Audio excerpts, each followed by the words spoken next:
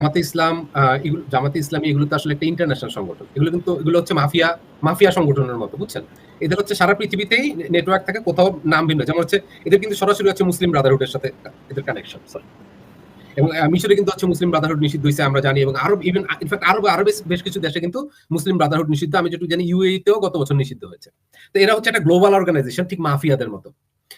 আ আর পাকিস্তানের জন্য বাংলাদেশ জামায়াতে ইসলামী বিশেষভাবে গুরুত্বপূর্ণ। কারণ হচ্ছে শুধুমাত্র বাংলাদেশ জামায়াতে ইসলামীকে ফেরত আনার জন্য বা পাকিস্তানপন্থী রাজনীতিকে ফেরত আনার জন্য, বা বাংলাদেশের যে হচ্ছে যে বাংলাদেশ তৈরি তো হইছে একটা আইডিয়া নিয়ে। এই আইডিয়াটাকে যদি আপনি কিল করে ফেলতে পারেন, তাহলে তো আর বাংলাদেশ থাকে না। এটাকে আপনি যেকোনো কিছু বানাইতে পারবেন। এটা পাকিস্তানও বানায় ফেলতে পারবেন। যেমন অলরেডি কিন্তু আমরা দেখি যে আলাপ চলে যে আমরা পাকিস্তানের সাথে হচ্ছে কেন মিলে যাচ্ছি না। এই টাইপের আলাপ কিন্তু খুব নরম ভাবে হলেও উঠতেছে। হ্যাঁ? তো পাকিস্তানের হচ্ছে এই কারণে জামাতকে খুব দরকার, এবং যেহেতু হচ্ছে জামাতকে তাদের দরকার এবং জামাতের জন্য হচ্ছে রাস্তাটা কারো না কারো পরিষ্কার করে দিতে হইতো।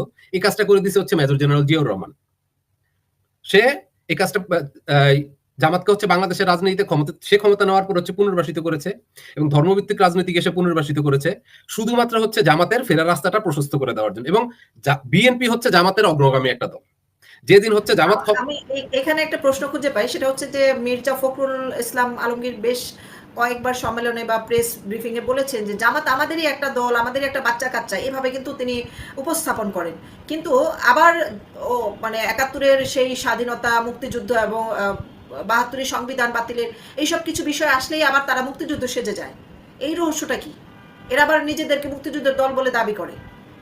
এটার কারণ হচ্ছে যে মানে এটা শুধু তারা না, আরো অনেকেই করে। যেমন ধরেন অনেকগুলো বিশেষত হচ্ছে আপনার কিছু বামপন্থী দল আছে। বিশেষত ভাসানীপন্থী যারা। এরাও হচ্ছে যখন আওয়ামী লীগ ক্ষমতায় থাকে, এরা হচ্ছে প্রচন্ড রকমের হচ্ছে আওয়ামী লীগ বিরোধিতা করে।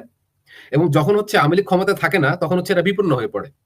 তখন হচ্ছে মনে করেন যে এরা যে লাইফটা লিড করে, হ্যাঁ, ওইটা তারা লিড করতে পারে না। তখন দেখা যায় সমস্যা। আমরা তো হচ্ছে যে ওই সংগঠনগুলোর যে নারী কর্মী, সে দেখা যায় তার তো কদিন পরে বোরকা পড়তে হবে। হ্যাঁ, সে তো হচ্ছে শাহবাগে বসে সিগারেট খেতে পারবে না আর। হ্যাঁ, বা ক্যাম্পাসে বসে সিগারেট খেতে পারবে না। তো তখন হচ্ছে সে মুক্তিযুদ্ধের ছায়াতলে আশ্রয় নেয়। এই একই প্যাটার্নটা হচ্ছে বিএনপির মধ্যেও আছে। বিএনপি যখনই হচ্ছে, আমি আপনার যেটা বললাম, বিএনপি হচ্ছে মূলত একটা জামাতের রাস্তা, বিএনপিকে তৈরি করা হয়েছে জামাতের রাস্তাটা যাতে পাকা করে দেওয়া হয়, জামাত ওখান দিয়ে হেঁটে হেঁটে ক্ষমতায় বসবে বা কোনো একদিন বাংলাদেশ ওভারটেক করবে। হ্যাঁ, বিএনপির কাজটা হচ্ছে এইটা। তো কিন্তু বর্তমান যে জেনারেশনে যে মানে বর্তমানে তো রাজনীতি বদলে গেছে কিছুটা। যেমন ধরুন যারা বিএনপি করে, এখানে ব্যবসা বাণিজ্যের হিসাব আছে, ধান্দাপাতির হিসাব আছে। তো তারা দেখে যে হচ্ছে ওকে ফাইন, জামাত এম্পাওয়ার্ড হইতেছে, কিন্তু জামাত যদি হচ্ছে খুব বেশি এম্পাওয়ার্ড হয়ে যায়, মানে আমার চাইতে বড় হয়ে যায়, তাইলে তো হচ্ছে সবকিছুর কন্ট্রোল তার হাতে চলে যাবে। আমি তো তখন ছোট ভাই। এখন তো আমি বড় ভাই সম্পর্কে। কিন্তু তখন হচ্ছে আমি বড় ভাই, আমি ছোট ভাই, সে বড় ভাই। তো এইটা আবার সে নিতে পারে।